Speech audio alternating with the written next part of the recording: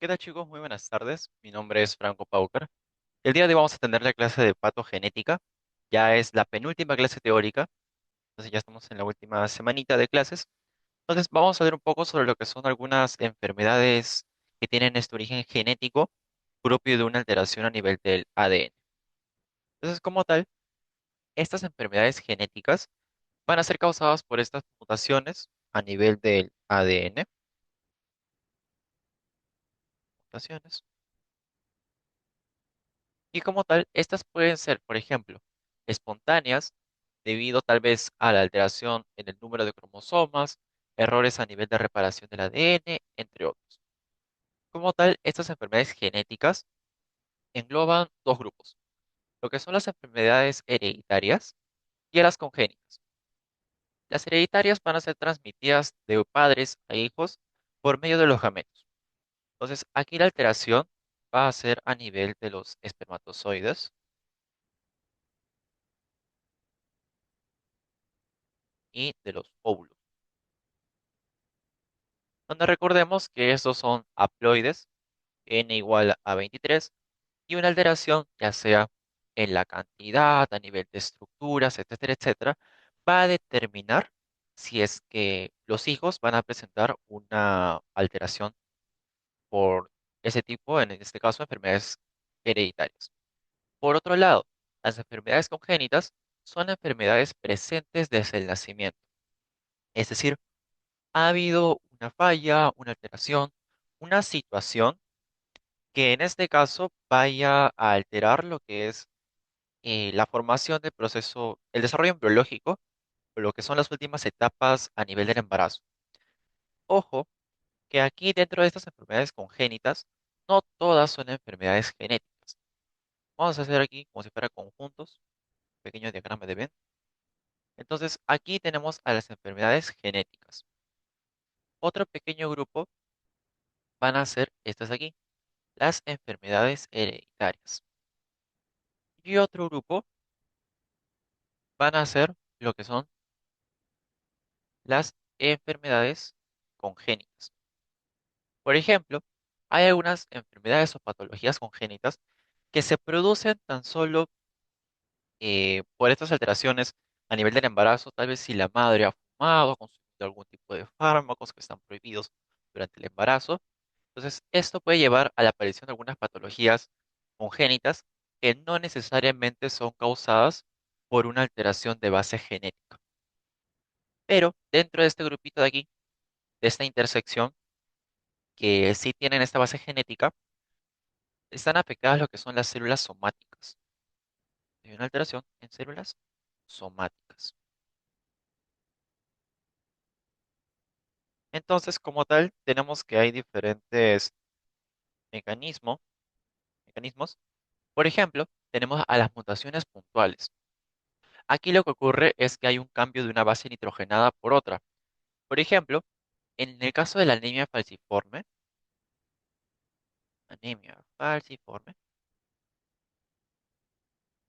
tenemos que hay un cambio de ácido glutámico, por lo que es valina. ¿Por qué? Porque tal vez ha habido un cambio dentro de lo que es esta base nitrogenada. Por ejemplo, uy, se desconectó. Ya. Por ejemplo, pongamos cualquier cadena de bases nitrogenadas. De A, G, C, D, A. Y aquí puede ser que haya cambiado esta G por lo que es una A. Entonces, esto te cambia lo que es una base nitrogenada por otra, en este caso la guanina por una adenina, y finalmente te lleva a que se cambie lo que es el aminoácido que se llega a codificar. Otro es la falla de lectura o los famosos frame shift, que en este caso pueden ser dos, pueden ser inserciones o deleciones. Inserciones, pongamos que tenemos T, G, C, A, y que aquí de la nada se meta una T. Y las deleciones que son, tenemos la misma cadena, T, G, C, A, y que de la nada se vaya, no sé, la C. queda TGA. Y bueno, y la cadena continúa. Entonces, esto finalmente te va a dar que hay una alteración a nivel de lo que es la lectura de esta cadena. Tenemos lo que es también la repetición de trinucleótidos, en donde hay una amplificación de la secuencia de nucleótidos. ¿Qué ocurre? Cada trinucleótidos o cada vez que tenemos tres nucleótidos, se va a codificar lo que es un codón.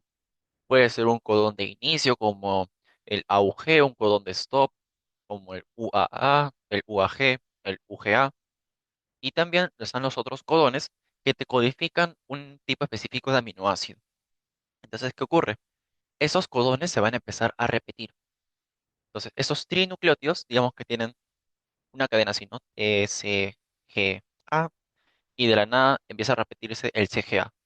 CGA, CGA, CGA, y así sucesivamente. Entonces tenemos que esto se repite a cada rato. Y también depende qué tantas veces se repita para a veces determinar si es que esta enfermedad se presenta a edades más tempranas, es decir, mientras que uno es más joven, y qué tan severo va a ser el cuadro clínico de esta enfermedad. Tenemos también lo que son las mutaciones cromosómicas, cambios estructurales como lo son las translocaciones robertsonianas, las translocaciones, las inversión de los cromosomas en anillo, que vamos a ver al final de la clase. Tenemos alteraciones numéricas, por ejemplo, las trisomías, que es que un cromosoma en vez de aparecer dos veces, aparezca tres veces. Lo más común o lo que más conocemos es la trisomía 21 del síndrome de Down. Tenemos las monosomías, que estas van a hacer que tan solo que el cromosoma en vez de expresarse dos veces, se expresa una sola vez. En este caso, tenemos el síndrome de Turner, que es un X, cero o tan solo X y una rayita. Ahí tenemos las poliploidías. ¿Qué pasa? Nuestros gametos son n igual a 23 y nosotros como personas somos 2n igual a 46. Entonces, estas poliploidías, ¿qué son? 4n, 6n, no sé, 8n y así. Son números pares. A diferencia de las aneuploidías, que aquí hay una alteración que puede ser 2n menos 1, 4n más, más menos 1, o que sean 3n, 5n, 7n y así. Y también tenemos las mutaciones mitocondriales, que como tal hay una alteración a nivel del ADN mitocondrial. Recordemos que cuando vimos la parte de biología celular y molecular, se tenía, se planteaba una teoría de que las mitocondrias eran células aparte y nuestras células somáticas otro tipo de células. Y que por azares de la vida, como que esta mitocondria finalmente ingresa hacia lo que es el citoplasma de una célula normal.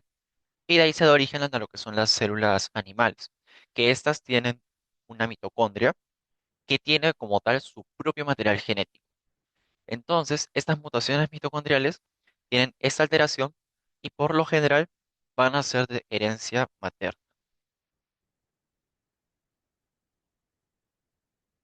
Es decir, si la madre tiene una alteración a nivel mitocondrial, todos sus hijos, tanto varones como mujeres, van a presentar esta misma alteración, ya que la mitocondria por lo general solo se hereda de la madre.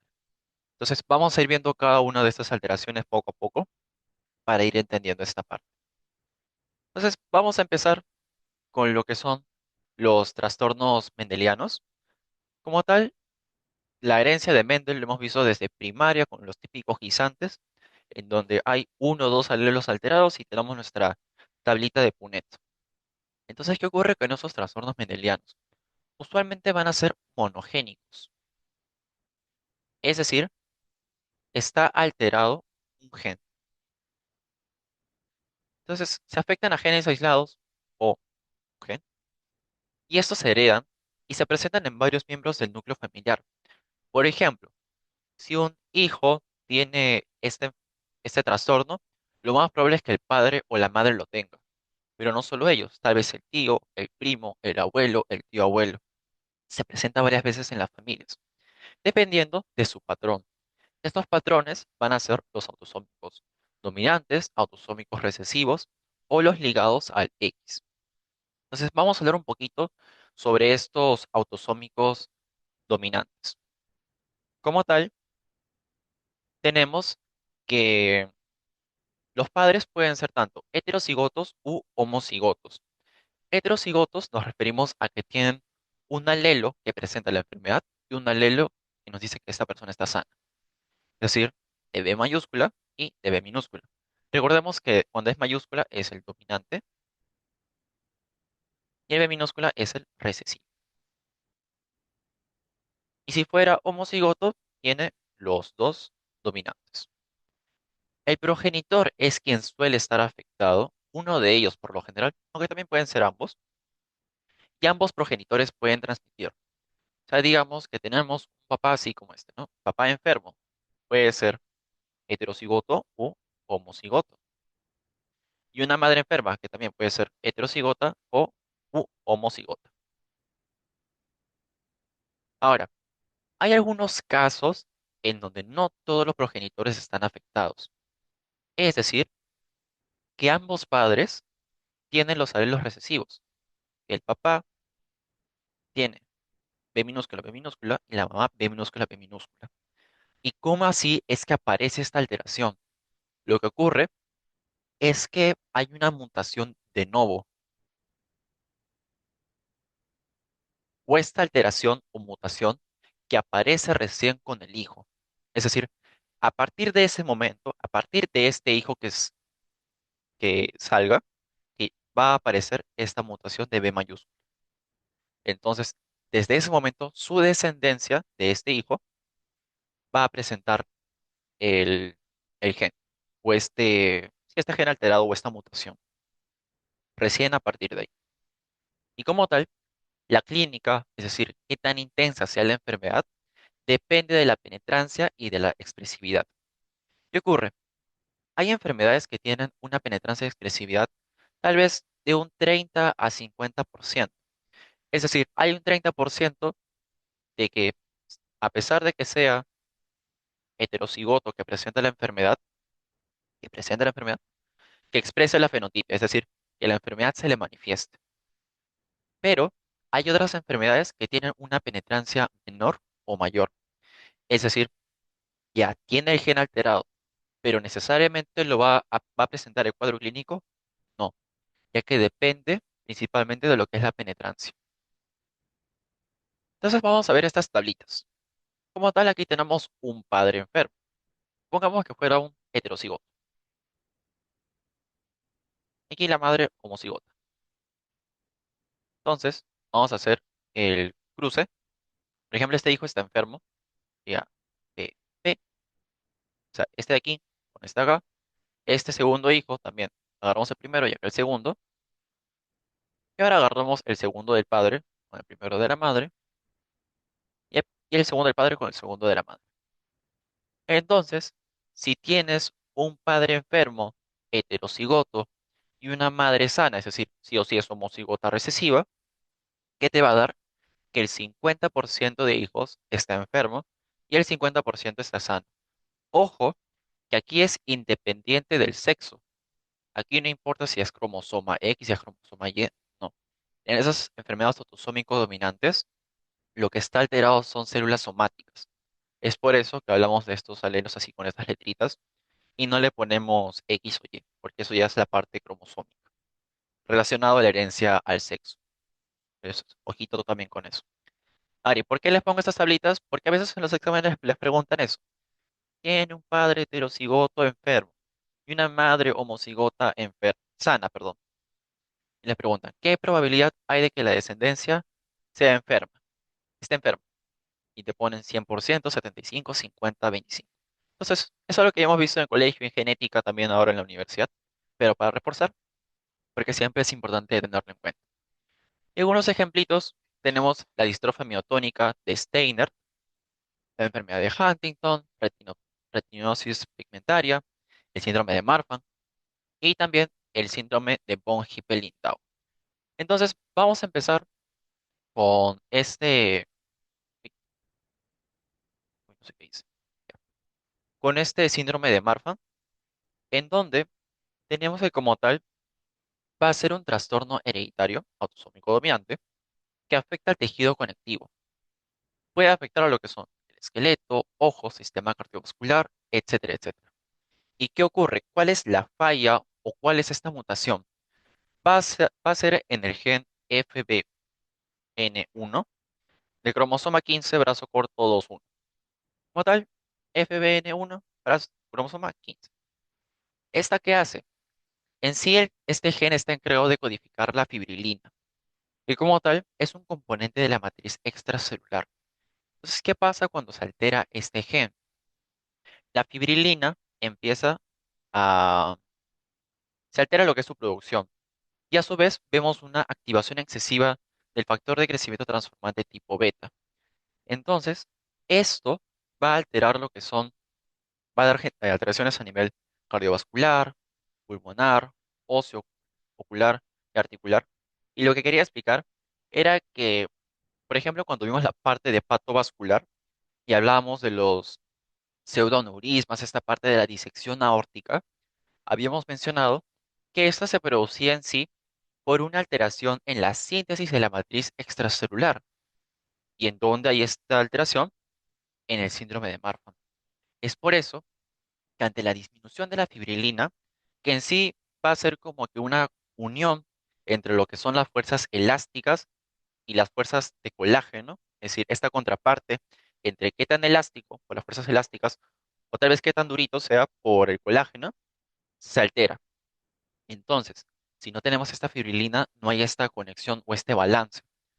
Entonces, en este caso, los vasos sanguíneos, principalmente la aorta, tienen esta tendencia a ser más elásticos, es decir, a poder dar con dilataciones del vaso y como tal a que la pared de los vasos sanguíneos, principalmente la íntima, sea un poco más delgada.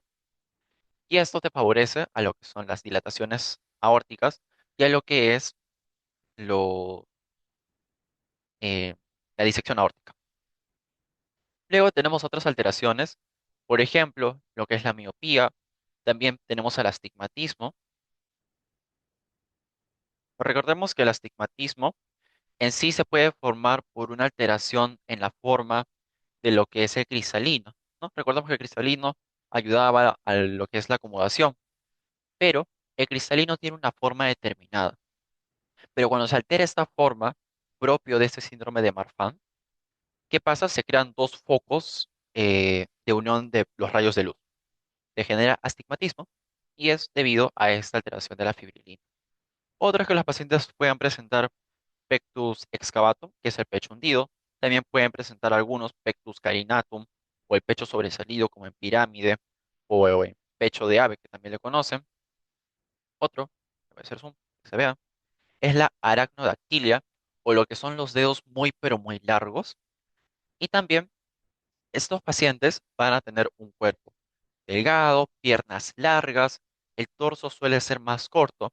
Recordemos que tanto la distancia de las piernas al ombligo como del ombligo hacia la cabeza son similares, como que el ombligo es el punto medio. Lo que ocurre es que aquí ahora las piernas van a ser mucho más largas y la distancia entre el ombligo y la cabeza es más corta porque el torso es más pequeño. Bueno, aquí las piernas largas y algo característico de estos pacientes es que tienen hiperextensibilidad de las articulaciones. Por lo mismo que esas articulaciones son más flexibles, eh, le permite un mayor rango articular. Por ejemplo, si ustedes tratan de hacer esto, vamos a ver que llegan así como yo. Pero un nadador famoso, Michael Phelps, tiene esta patología, este síndrome de Marfan. Y miren cómo él puede doblar su mano. Vemos que como tal también tiene dedos más largos, miren a nivel de lo que viene a ser su codo. Está súper extendido, ¿no? Como que ya hasta se sale de lo que es el rango articular. Y eso también le puede generar complicaciones a largo plazo a estos pacientes. ¿Por qué? Porque dentro de lo que es nuestro rango articular normal, se evita en parte lo que es una enfermedad crónica que es la artrosis. Pero si tenemos mayor rango articular, es decir, que una articulación se pueda mover mucho más de lo normal, hacemos que tenga más roce de lo normal. Y esto favorece a que estos pacientes también tengan una complicación secundaria que es la artrosis. Ahora, pasamos a lo que son las enfermedades autosómico recesivas. Como tal, este va a ser un grupo más amplio de enfermedades y los progenitores no están afectados, es decir, los padres son portadores y son heterocigotos, es decir, tienen un alelo afectado y un alelo normalito. El 25% de los hijos son afectados y aquí las enfermedades tienen penetración completa, casi hasta el 100%. Es decir, que si el hijo tiene esa alteración PB, finalmente ese hijo en casi un 100% va a estar enfermo. Esas enfermedades por lo general se dan en etapas tempranas, a diferencia de las autosómico dominantes, que usualmente los cuadros clínicos aparecen en la adultez. Adultez joven o adultez tardía. Por ejemplo, en nosotros que en promedio de 20, bueno, más adelante, ¿no? 5 o 30 años, en ese grupo de edad pueden aparecer las autosómico dominantes. Pero las de autosómicos recesivos es en sí en pacientes mucho más jóvenes y se asocia a lo que son los errores congénitos del metabolismo. Uno de estos muy común, como lo es el fenilcetonuria o la famosa PKU. Entonces tenemos esta tablita que nos dice, ay, perdón, uy, bueno, ya lo veo después. Entonces tenemos como si fuera una tablita de Punnett, pero en otro esquema, donde nos dice que los padres van a ser portadores, es decir, que tienen un gen dominante, que en este caso es un gen sano, y un gen recesivo, con un alelo, perdón, recesivo, que es el que presenta la carga genética o esta mutación. Entonces ambos son igual, hacemos el cruce y nos da que el 25% de la descendencia es sana, 50% van a ser portadores y 25% enfermos. Y como tal, podemos ir jugando con lo que son la presencia, o bueno, si es que son homocigotos, heterocigotos, si son sanos, si son enfermos. Si ambos padres son portadores, lo mismo de acá. Si ambos padres son afectados, es decir, B minúscula, B minúscula, B minúscula, B minúscula, te da que toda la descendencia está afectada. Padre sano, ni siquiera es portador, si no es sano, y un afectado, te da que toda la descendencia es portadora. Y así pueden ir jugando con los diferentes patrones. Voy a mover esto. Ya. Hay algunas enfermedades que son muy características de estas alteraciones. Por ejemplo, el déficit de la 21 hidroxilasa, que es una alteración a nivel de renal. Tenemos la fibrosis quística, que aquí las secreciones se vuelven mucho más espesas, la anemia de Fanconi y la atrofia muscular espinal. Entonces, vamos a ver un poquito sobre esta fibrosis quística, que como tal lo van a ver mucho en lo que es pediatría.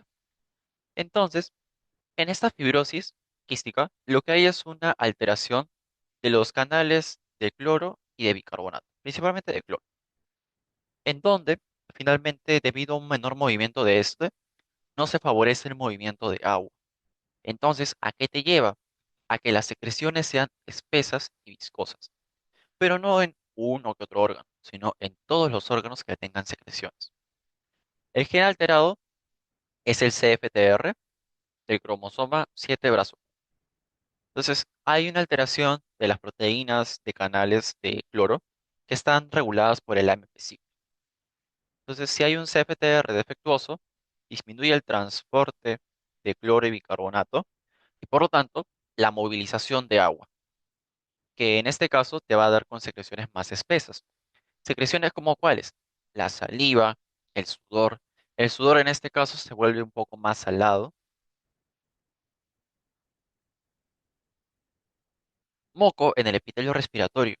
¿Se acuerdan que en pata infecciosa habíamos mencionado que uno de los mecanismos protectores que tenemos de manera innata son las mucosidades o estas secreciones? Entonces lo que ocurre es que estas ahora son más espesas y al volverse espesas puede ser que atrapen a los patógenos, pero los cilios ya no van a poder empujar o barrer este moco. Entonces el moco se queda ahí, la bacteria dice, bueno, estoy atrapada, pero aún puedo seguir hasta llegar al epitelio. Llega al epitelio y te desencadena la enfermedad. Entonces cuando se altera este epitelio respiratorio, hay infecciones frecuentes. Y lo otro es a nivel intestinal. Recordemos que dentro del epitelio intestinal tenemos nuestros enterocitos y las células caliciformes, que producen moco, mucosidad, mucina. Entonces, este ahora va a ser más espeso. Y recordemos que esta mucosidad o este moco va a ser necesario en parte para lo que es movilización de nutrientes, pero también si ahora este moco es espeso, en vez de ayudarnos, va a ser como una capa adicional que tienen que atravesar los nutrientes para poder llegar a los enterocitos. Entonces, tenemos que se altera lo que es la absorción intestinal. Te va a llevar a cuadros de desnutrición finalmente. Y uno de los órganos, o tal vez el grupo de órganos más afectados, o que tienen mayor relevancia clínica por los síntomas, van a ser los pulmones y el páncreas. En el caso de los pulmones, hace que, bueno, las secreciones sean más espesas, como tal, te favorece lo que son mayor recurrencia de infecciones y también causa obstrucción a nivel bronquial. Obstrucción bronquial, que como dice acá, te bloquea las vías respiratorias y puede generar cuadros de disnea o de dificultad respiratoria en los pacientes. A nivel del páncreas, va a generar lo que es una pancreatitis crónica o las famosas pancreatitis a repetición, que lo vamos a explicar a continuación, así que no se preocupen. Hay pancreatitis a repetición. Y en el caso de los hombres, que produce azospermia, pero es una azospermia por obstrucción o obstructiva. ¿Qué pasa? Los testículos sí van a dar con la producción de espermatozoides, pero recordemos que estos viajan por lo que son los conductos seminales. Entonces, si la secreción ahora es más espesa, estos van a empezar a tener un movimiento más lento, van a darse incluso con obstrucciones a nivel de los conductos seminales. Entonces, los espermatozoides van a ser, bueno, llega un punto en el que finalmente mueren, o que si están vivos, no van a poder salir. Entonces, te produce cuadros de infertilidad secundaria en estos pacientes por la azoospermia obstructiva. Entonces, vamos a ver un poquito sobre esta fibrosis quística. Lo que pasa es que el páncreas, al producir su jugo pancreático, lo que normalmente es que va por los conductos, esas de Wilson, de Santorini, para que finalmente vaya hacia lo que es el esfínter de Oddi, la segunda porción del duodeno, y ahí actúen estas enzimas. Pero en la fibrosis quística, al tener estas secreciones espesas,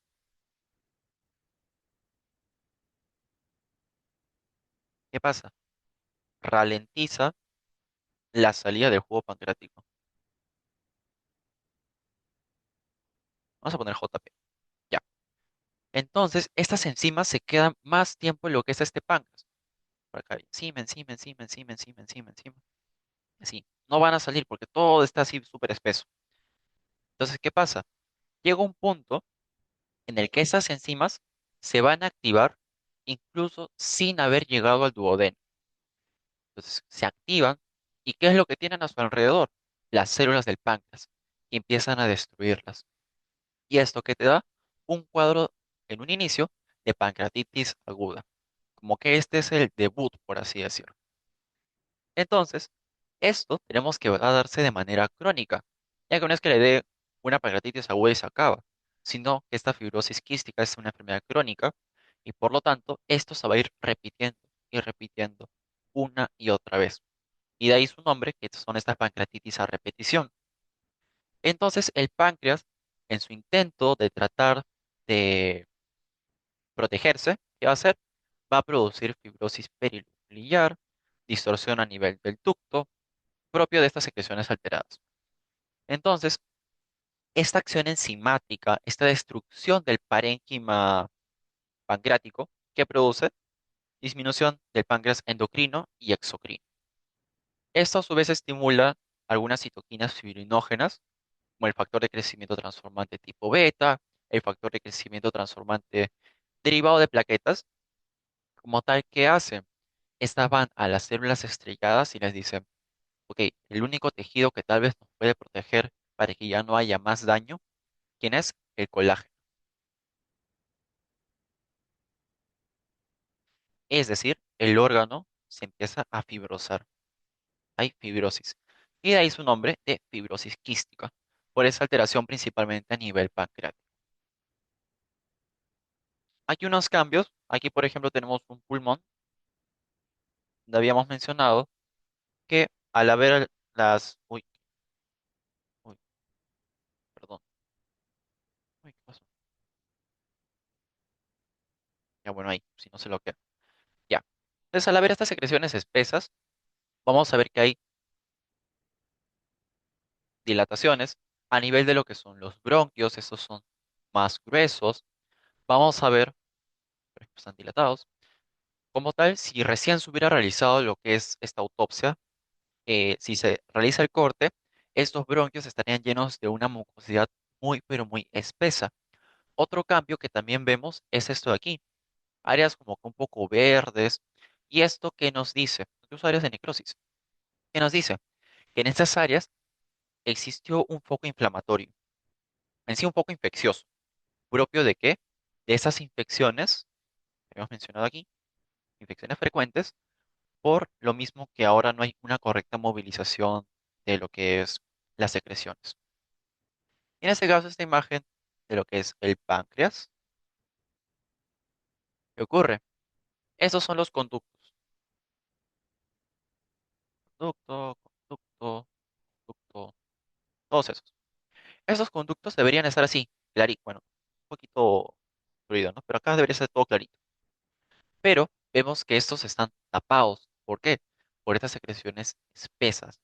Como tal, no permiten que el jugo pancreático continúe su recorrido por el perdón, por el conducto de Wirsung de Santorini para llegar al esfínter de Oddi y finalmente salir al duodeno.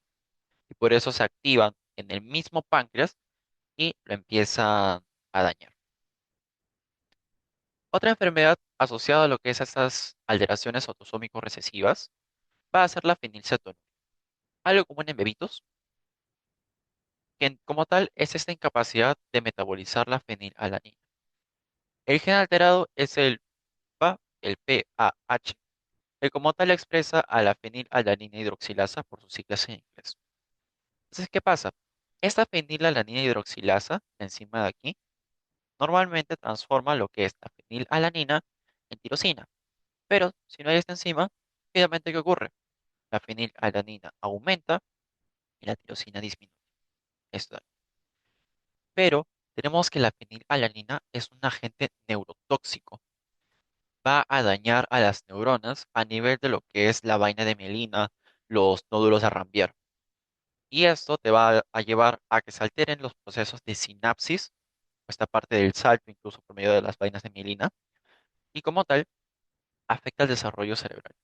Estos niños van a tener un retraso cognitivo severo, tienen un coeficiente intelectual por lo general menor a 50, hay estados de hiperactividad, estereotipias, que son movimientos repetitivos, digamos que un niñito empieza a hacer así como que se balancea hacia adelante, hacia atrás, movimientos con las manos, con los pies, con las piernas, brazos, movimientos con la cabeza, que empieza a hacer sonidos, ya sea con la boca, igual con las manos, con los pies, como que empiece a golpear el piso. Son movimientos sin explicación alguna. Y en parte de conducta, algunos de estos pertenecen a lo que es el espectro autista y otros van a tener conductas agresivas o de agitación, que es esta parte de hiperactividad. Otros síntomas que pueden presentar estos niños propio del daño a nivel neuronal van a ser convulsiones, algunos casos microcefalia, y propio del daño a nivel de nervios periféricos, lo que es hipotonía o espasticidad. Entonces, hasta ahí, chicos, no sé si es que alguien tiene alguna duda. A ver, los leo.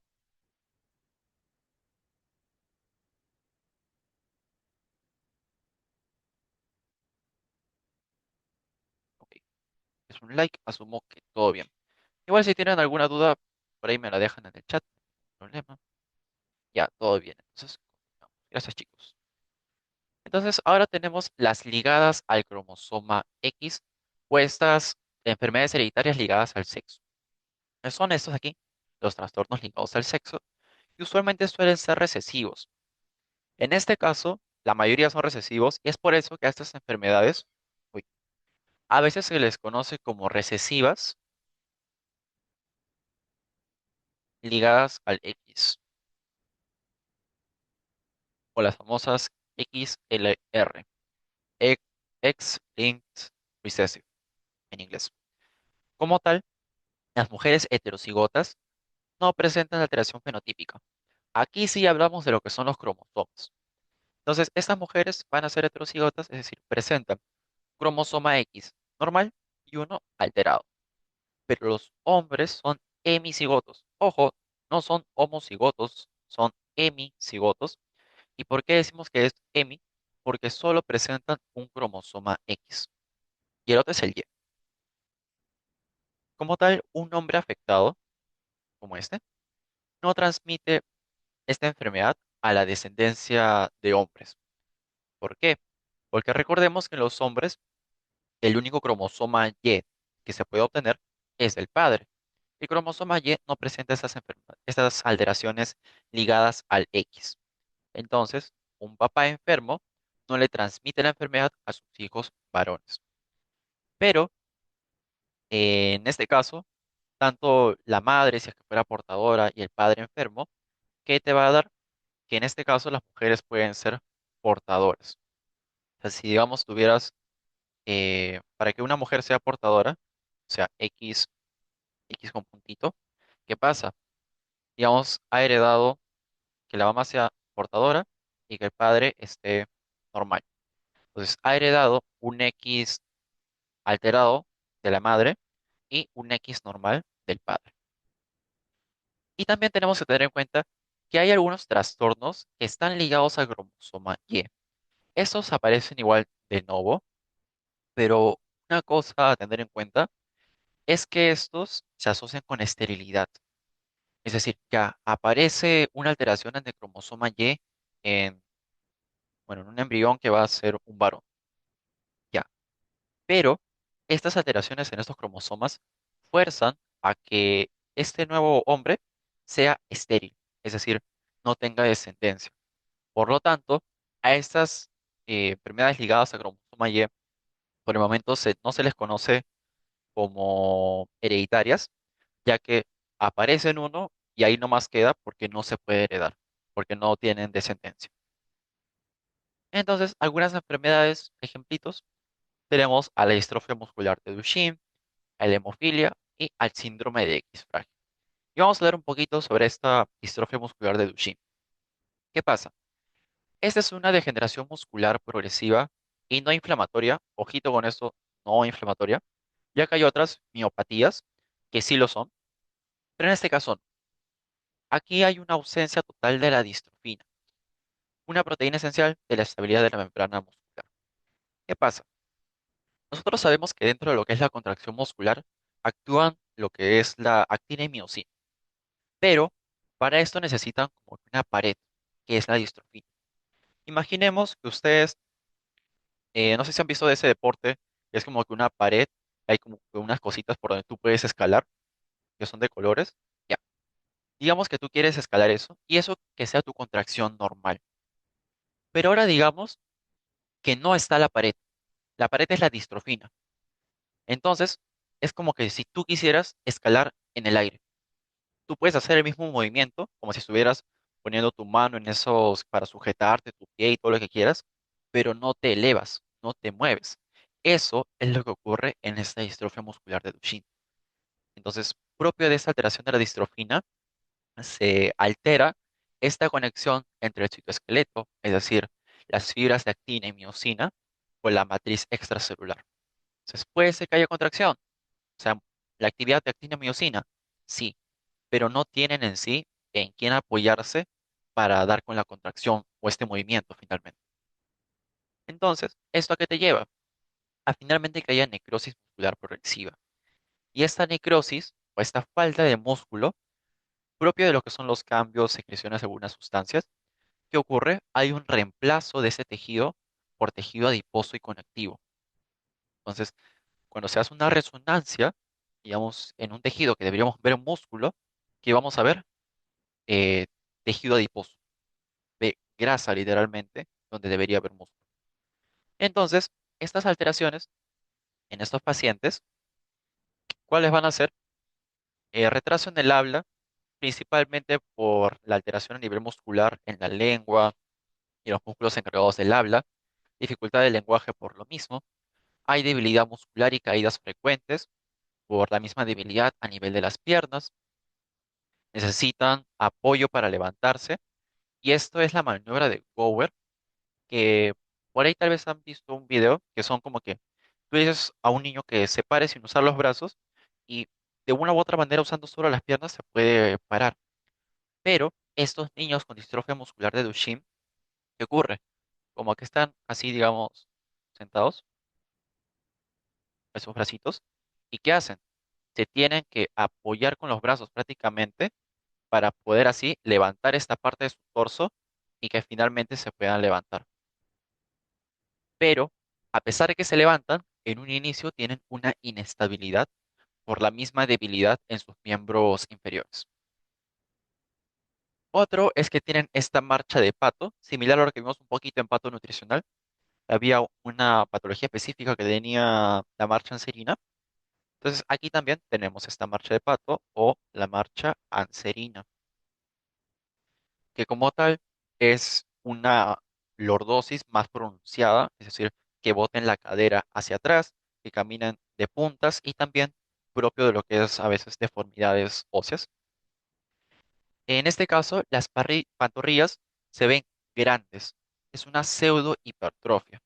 ¿Qué pasa? Supongamos que en un niñito su pantorrilla debe ser así. Si fuera un poco gruesito. Pero en los niños con distrofia muscular de Duchenne, esas pantorrillas son inmensas. Y cualquiera diría, ese niño, no sé, tal vez hace ejercicio, buena genética o que come bien. Pero en realidad, no. Lo que aquí debería ser casi, digamos, un 95% de tejido muscular. Aquí digamos que hay tan solo un 50% de músculo y el otro 50% es tejido graso. Entonces, a pesar de que se vean grandes las pantorrillas, que parece una hipertrofia, en sí es una pseudo hipertrofia, porque este crecimiento a nivel de este músculo en sí va a estar dado por la presencia de material graso. Tienen alteración para lo que es saltar, correr, subir escaleras, para movimientos de motricidad gruesa, motricidad fina. Como tal, eso también favorece que los huesos sean débiles y frágiles. Recordemos que los músculos también le dan esta estabilidad a lo que son las articulaciones. Entonces, también estos están predispuestos a lo que son por ahí luxaciones o desviaciones de lo que es la parte articular. Ahora pasamos al siguiente grupo, que son los trastornos multigénicos. En este primer grupo de los trastornos mendelianos, habíamos dicho que estos son alteraciones monogénicas de un solo gen, pero en estas otras, en esos trastornos multigénicos, aquí están alterados varios genes, decenas, cientos de genes. Entonces, va a ser o requiere necesariamente de que además de tu grupo de genes alterados, tengas un factor ambiental. A esto es a lo que se conoce como trigger o gatillo. Es decir, tú puedes tener las alteraciones a nivel genético, pero necesitas un cambio ambiental para que la enfermedad se desencadene. Entonces, tenemos que estas enfermedades tienen mutaciones en varios genes, son polimorfismos. No hay un gen único responsable y siempre se tiene en cuenta este trigger, este gatillo, que es propio de la influencia ambiental. Dieta, estilos de vida, infecciones, tóxicos, alcohol, drogas, tabaco, etcétera, etcétera. Como tal, la herencia no es mendeliana, pero sí existe agregación familiar. Ejemplos: hipertensión arterial, diabetes mellitus, dislipidemia, etcétera, etcétera. Y es lo que ustedes le van a preguntar a sus pacientes el próximo ciclo que lleven semio. Le van a decir: señor, usted tiene, no sé, diabetes. Sí. ¿Alguien en su familia ha tenido diabetes? Y te van a decir: ah, ya sí, mi mamá tenía diabetes, mi hermano, mi hermana también tenían diabetes. Lo mismo con la hipertensión. Tú le preguntas: señor, ¿usted ha tenido hipertensión? Y te dicen: sí. ¿Alguien en su familia ha tenido hipertensión? Y ojo, puede ser que no te digan directamente la enfermedad, pero tal vez una de sus complicaciones. Te dicen: no, nadie tenía hipertensión. Ah, pero mi abuela falleció de un derrame cerebral. El derrame es consecuencia de una hipertensión mal controlada. O u otro, que a mi padre le dio una, no sé, una aneurisma, que también vayan a ser complicaciones de lo que es tal vez la aterosclerosis, de la hipertensión arterial. Como hemos visto un poquito en pato vascular. Entonces, así. Entonces, hay agregación familiar, hay este rol genético, pero es no de un solo gen, sino de un montón de genes, y es esta carga genética que siempre mencionamos cuando decimos: ay, la hipertensión tiene su papel genético, la diabetes tiene su rol genético, es propio de estas alteraciones, que van a ser varias, de hecho. Por ejemplo, en la diabetes mellitus tipo 2 hay estas alteraciones en secreción de insulina, sensibilidad a la insulina y algunos canales de potasio de las células beta pancreáticas, que son las que producen insulina. Pero ¿qué necesitamos? Un desencadenante: sedentarismo, obesidad o un exceso a nivel del consumo de carbohidratos. Siempre, siempre se requiere de este gatillo o de este trigger. Luego tenemos los trastornos cromosómicos. Estos como tal van a ser enfermedades causadas por alteraciones en el número o la estructura de cromosomas. ¿Cuál es su método de análisis?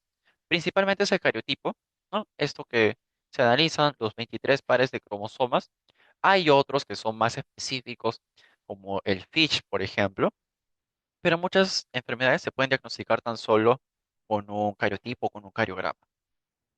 Estos, como tal, estos trastornos cromosómicos son una causa importante de malformaciones genéticas, retraso mental y de abortos espontáneos. Lo que ocurre con la mayoría de los abortos espontáneos es que en sí el producto o este feto que se está formando, por una alteración genética, va a ser incompatible con la vida. Por lo general, estos abortos son por ese motivo. Y dentro de los que han logrado nacer, muchas veces son de estas enfermedades que los bebés nacen y a los cuantos días están falleciendo. Que también muchas veces no son compatibles con la vida, pero se han podido desarrollar, o sea, han podido llegar a término y han podido nacer y como que tener un tiempo corto de vida. Pero por lo general, esos que son incompatibles con la vida se llegan a abortar en etapas tempranas de lo que es el embarazo. Entonces, vamos a empezar con esos trastornos cromosómicos, hablando un poco de lo que es la parte de alteraciones numéricas. Tenemos a las monosomías. Recordemos que nuestras células son diploides. 2n igual a 46. Monosomías tenemos que es 2n menos 1. O sea, 46 menos 1 igual a 45. A ver, chicos, les pregunto, ¿conocen alguna monosomía? Hay una que mencioné al inicio, pero no sé si por ahí conocen otra. A ver, les pregunto. Cualquiera. Ajá, muy bien, Gabriela. El síndrome de Tartar. En este caso es el X0, o te puedo poner X solito o X y una rayita. Se pone 45, X0, X solo o X con una rayita. Luego, las trisomías. Aquí tenemos 47 cromosomas. Lo más común: síndrome de Down, trisomía 21, síndrome de Edwards, trisomía 18, y el síndrome de Patau, trisomía 13. Y también tenemos el mosaicismo. Este mosaicismo, mosaico, es la coexistencia de dos líneas celulares, pero con un distinto cariotipo.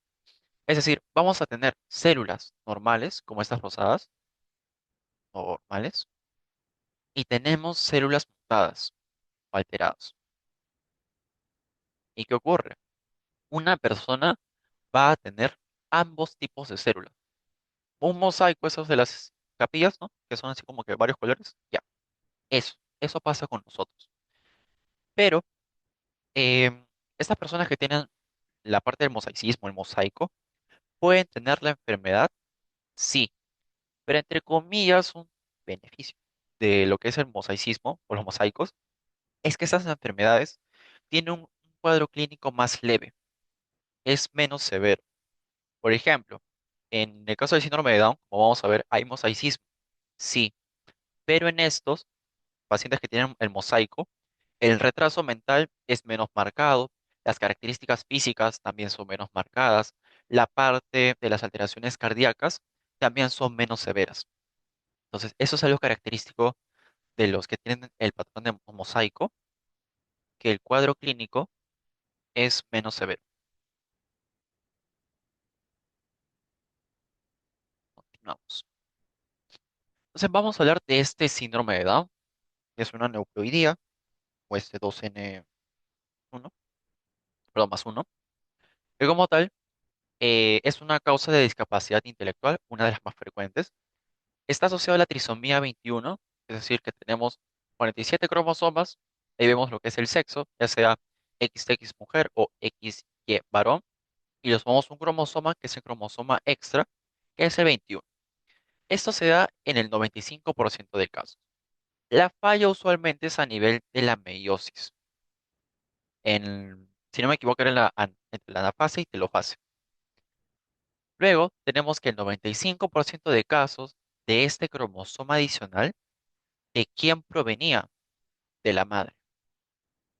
Y esto también está asociado con lo que es la edad biológica.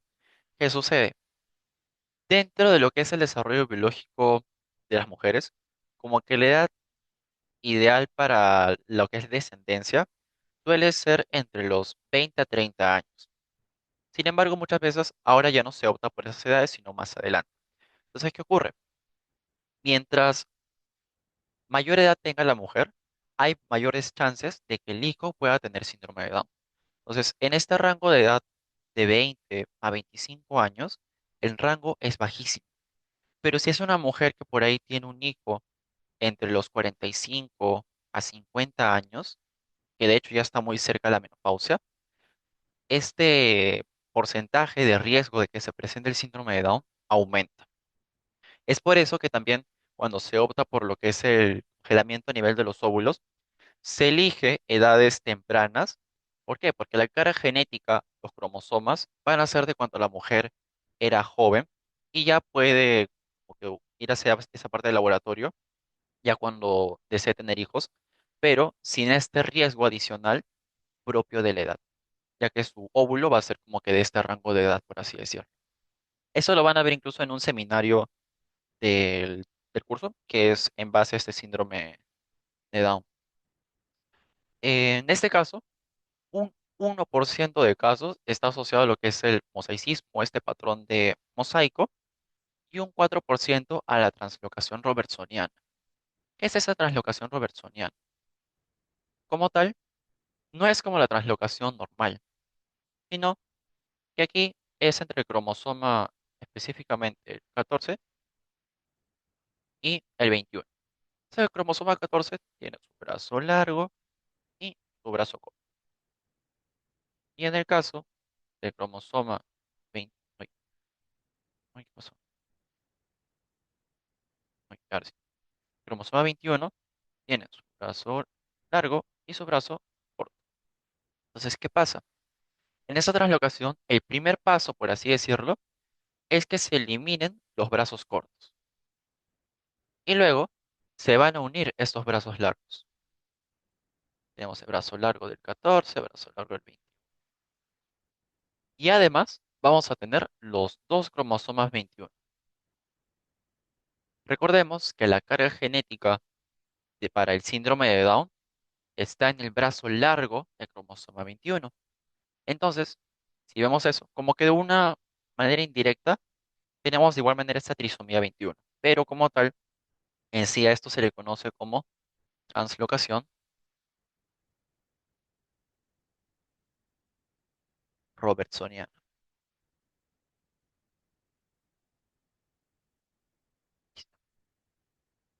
Es decir, va a tener triple carga genética de este cromosoma 21. Esto te lleva a lo que es la posible aparición de malformaciones cardíacas, mayor riesgo de leucemia y también a lo que es el Alzheimer. ¿Qué ocurre con el Alzheimer? Esta es una enfermedad producida por la acumulación de una sustancia de desecho del metabolismo neuronal. En este caso es la beta-amiloide. Esta proteína se expresa, bueno, desecho es, va a verse aumentado en lo que es la trisomía 21. ¿Por qué? Por el cromosoma que se encarga de codificar la proteína que produce este beta-amiloide. ¿En dónde está? En el brazo largo del cromosoma 21. Entonces, en estos pacientes con síndrome de Down, que tienen mayor carga por este brazo largo del cromosoma 21, van a tener una mayor cantidad de esta sustancia. Es por eso que estos pacientes van a presentar Alzheimer en edad joven, 35 o 40 años. De por sí el Alzheimer, el grupo etario común de esta patología, suele ir entre los 60 hasta los 80 años, por lo general mayores de 65. Pero aquí, como vemos, inicia unos que 25, 30 años antes. Es por eso que estos niños con síndrome de Down, muchas veces cuando llegan a estas edades, algunos de estos llegan a presentar Alzheimer. Y propio de lo que son las, los hallazgos dentro de los cambios morfológicos que tienen. Por ejemplo, tenemos la microftalmia, u ojos más pequeños, polidactilia, por ahí que tienen un dedito de más, microcefalia, el cráneo más pequeño, discapacidad intelectual, hay malformaciones cardíacas. En este caso, la tetralogía de Fallot, también tenemos la comunicación interauricular, la comunicación interventricular. Esta tetralogía de Fallot, que como tal es la menos frecuente, pero es la más severa. ¿Por qué? Te incluye un cabalgamiento de la aorta, una estenosis de la arteria pulmonar, hipertrofia ventricular derecha y la misma comunicación interventricular. Entonces, estos cuatro cambios que ocurren en esa tetralogía de Fallot le causan una grave alteración a nivel cardíaco y como tal a nivel de toda la parte de los vasos sanguíneos. Algunos tienen paladar hendido, labio leporino, a veces las orejas son de implantación más baja, el cuello suele ser más ancho, hay malformaciones renales, los pies son en mecedora. O sea, los pies sabemos que tienen como que una forma medio cóncava, pero aquí los pies son así. Como esas sillas mecedoras que tienen esta forma, que una superficie y va así, ya algo así son sus pies, como que su superficie tiene esta forma, van así y así. Otro, en este caso, numérico, pero ligado a lo que a lo que es esta parte de los cromosomas sexuales, va a ser el síndrome de Turner. ¿Y qué hay? Una ausencia total o parcial de un cromosoma X en mujeres. Usualmente es una monosomía en el 50% de los casos, X0, X solito o eh, X y una rayita. Puede ser también por mosaico, de lesiones o anomalías estructurales del cromosoma X. Y estas son las típicas mujeres que tienen apariencia de niñas.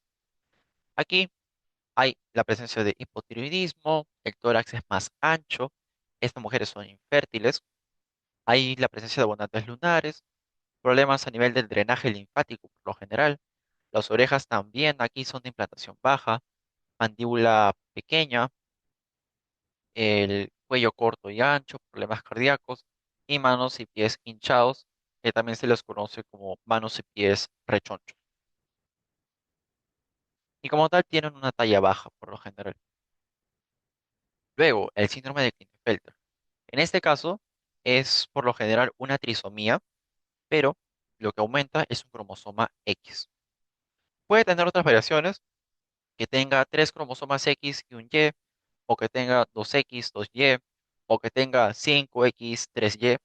Ya son otras variaciones, pero la más común es esta de acá, que sea una trisomía del X. ¿Y cuáles son estos cambios a nivel fisiológico? Bueno, morfológico. Hombros estrechos, tronco corto, testículos pequeños. Esto está asociado con lo que es esterilidad. Hay poco vello facial, eh, por lo mismo que los testículos son más pequeños, hay menos producción de espermatozoides y de lo que es testosterona. La musculatura como tal está poco desarrollada. Aquí hay pechos desarrollados. Lo que pasa es que eh, lo que es el desarrollo del tejido glandular mamario está dado por la carga del cromosoma X. Entonces, si los hombres tienen una carga adicional, en este caso el síndrome de Klinefelter, le va a dar este desarrollo de pechos o lo que es la ginecomastia.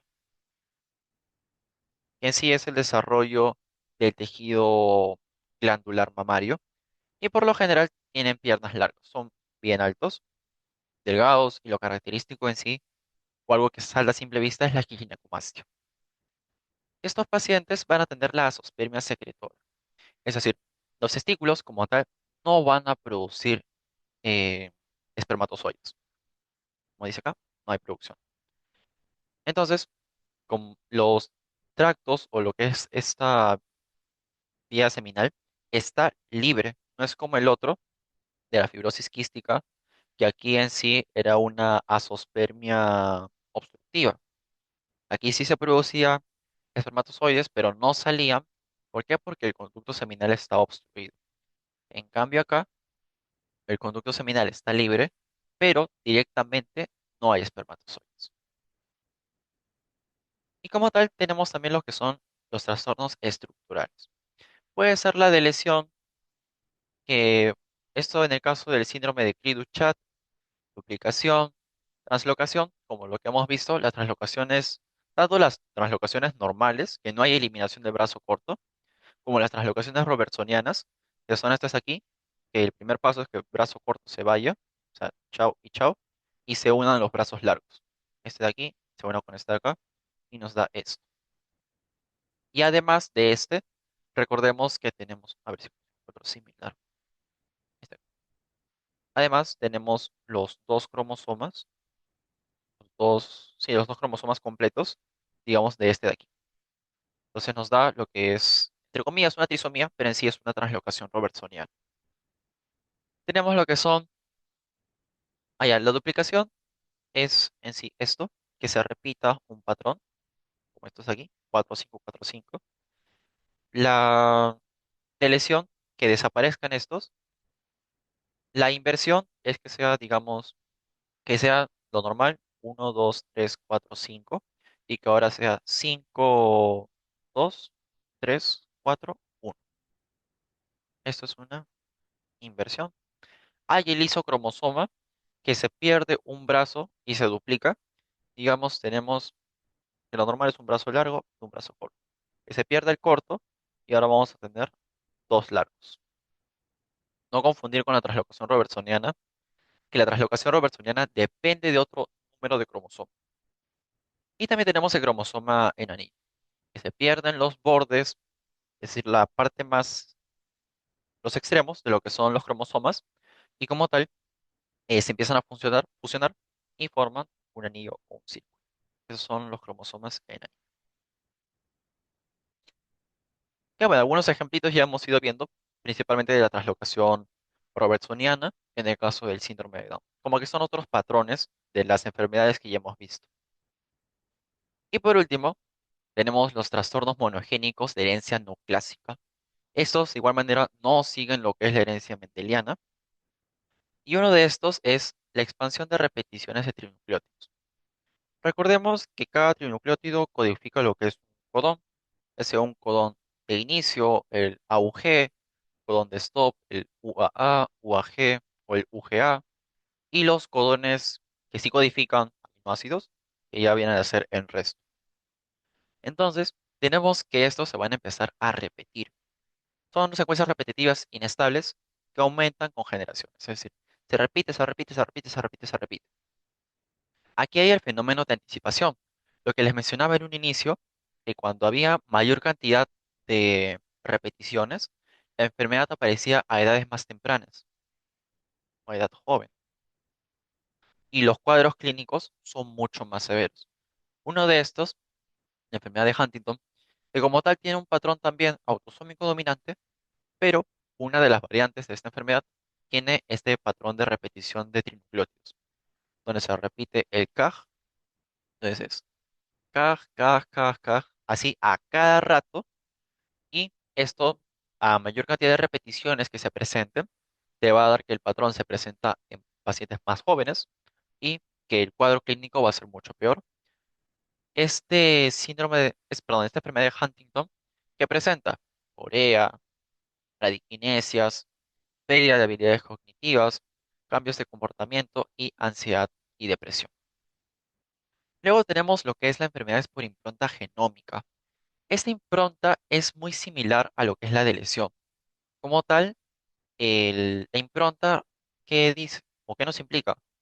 Que se empiezan a silenciar alelos. Está aquí. Se silencian alelos paternos o maternos. Esto se da en los espermatozoides o en los óvulos antes de la fecundación. Entonces, un padre o una madre, ya sea en su testículo o en el ovario, da con la formación ya sea de un espermatozoide o de un óvulo.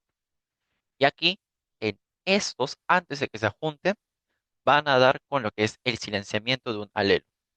Es como una, entre comillas, una deleción, pero no es que desaparezca, sino que está ahí presente, pero no tiene función, como si estuviera apagado.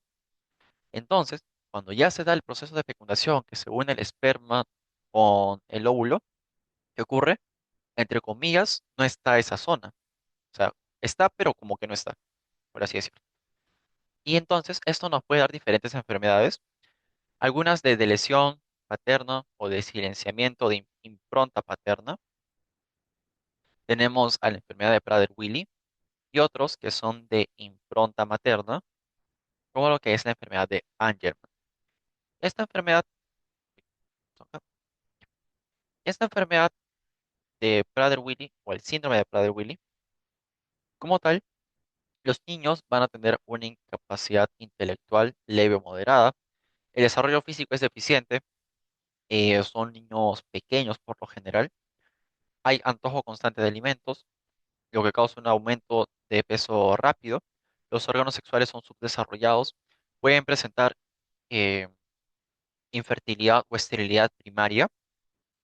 Hay trastornos del sueño y está relacionado con un retraso de desarrollo motor propio de lo que es este desarrollo físico deficiente. Y ya la última diapo de la clase, donde tenemos a lo que es la herencia mitocondrial. Recordemos que esta herencia mitocondrial casi en su 100% es de herencia materna. Por eso hablamos de que es herencia materna estricta casi en su totalidad. Afecta a órganos con un alto consumo energético, músculo, cerebro, retina.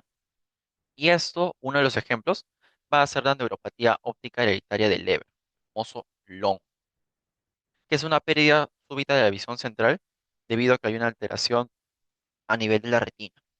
Entonces, ¿qué ocurre con estas enfermedades de transmisión de herencia mitocondrial?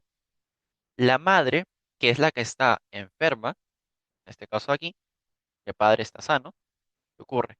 La madre le transmite la enfermedad a todos sus hijos. Hemos mencionado que nuestras mitocondrias como tal provienen de nuestra madre. Entonces, madre enferma es una madre que le va a pasar la enfermedad a todos los hijos.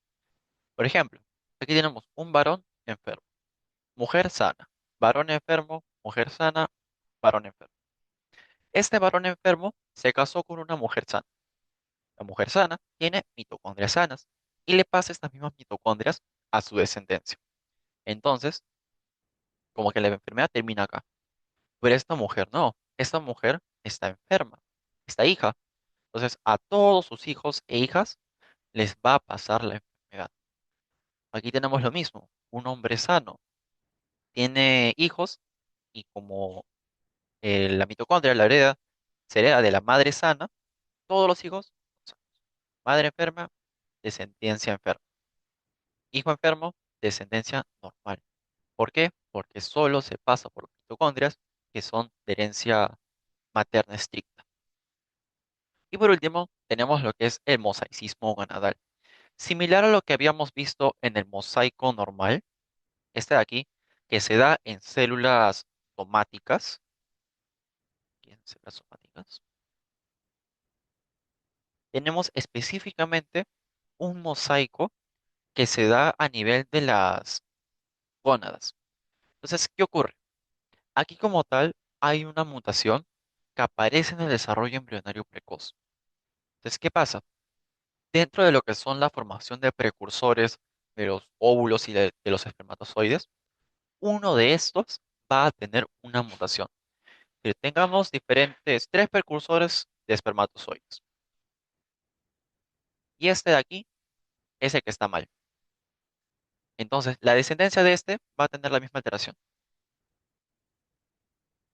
Pero esos no, estos están normalitos. Entonces, cuando se dé lo que es esta parte de los túbulos seminíferos, entonces vendríamos a ver espermatozoides con la alteración y espermatozoides que están sanos, es decir, un mosaico específicamente en las gónadas. Y como tal, el resto de células del cuerpo, es decir, las células somáticas, son normales en su 100%, a menos que por ahí tengan otra mutación, pero no van a tener esta de acá. Entonces, los padres como tal son sanos, pero el problema está que el hijo sí se afecta. ¿Y cuáles son los ejemplos de esta?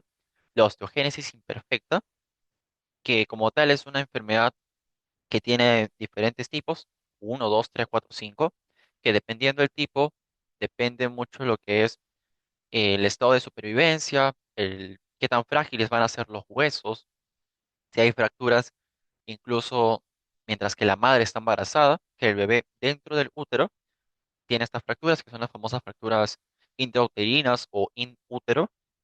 Y por otro lado tenemos la acondroplasia, que es bueno, el comúnmente llamado enanismo, que como tal es una alteración a nivel del cierre de lo que es parte de cartílago, maduración y articulaciones. Entonces, por ejemplo, aquí tenemos una plaquita de un niño con osteogénesis imperfecta. Como tal, hay fracturas óseas múltiples. Es decir, ya, se fractura el hueso. Está que se repara, le ajustas y otra vez fractura. Se repara otra vez, fractura. Está que se repara, fractura. Entonces, ¿esto a qué nos lleva? Muy aparte de las fracturas óseas por la mala formación del hueso, que hay malformaciones, malformaciones óseas. Que por ejemplo, esta pierna, que debería ser así, recta, ¿no? ¿Cómo está? Así, como si tuviera esta forma de S. Esta otra, aquí directamente tiene una fractura. Aquí, por ejemplo, esto, por ejemplo, esto de aquí es la rodilla, no es esto de aquí, es esto de acá. ¿Qué se ve? Ya, esta es la articulación de la rodilla y aquí, en estos huesos, le hacemos un pequeño zoom. Como tal, acá da la apariencia de que hay una fractura. Si estuviera así cortado. Y aquí hay una deformidad, deformación. Están curvos, los huesos no son curvos, son rectos. Lo mismo lo vemos acá.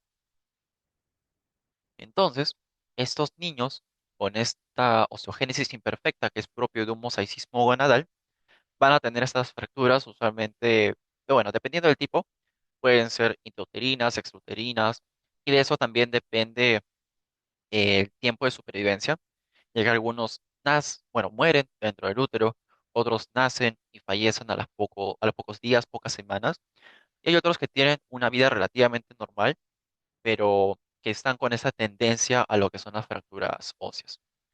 Entonces, hasta aquí, chicos, ¿alguna duda sobre lo que es la parte de patologías genéticas.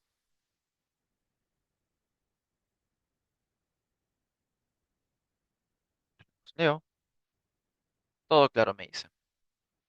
Todo claro, todo bien. Ya, perfecto. Entonces, por mi parte, eso sería todo, chicos. Ya conmigo es la última clase del ciclo. Mañana y pasado tienen sus últimas dos clases con Aileen. Lo que sí, chicos, les quería avisar, voy a adelantar el examen al viernes en la tarde o en la noche. Eh, por lo que, bueno, ya se viene el inicio de clases. Entonces lo vamos a adelantar un día. Anímense a darlo, les va a servir bastante como un pequeño simulacro o una pequeña práctica para sus exámenes de laboratorio. Y nada, chicos, eso sería todo por mi parte. Si me ven por ahí en la universidad o en las rotaciones del hospital ahora que el siguiente ciclo van a llevar semio, por ahí me pasan la voz si necesitan tal vez tips para los exámenes, algún repaso o recomendaciones para doctores. No se preocupen, chicos, me pueden preguntar con confianza. Así que nada, les agradezco bastante por su participación en este ciclo, en las clases con todos los profes. Estamos muy agradecidos de haberlos tenido acá. Entonces, eso sería todo por mi parte. Muchas gracias, Melanie. Gracias a ustedes. Gracias, Gabriela. Muchas gracias, chicos. Ya nos estamos viendo próximamente. Hasta la próxima.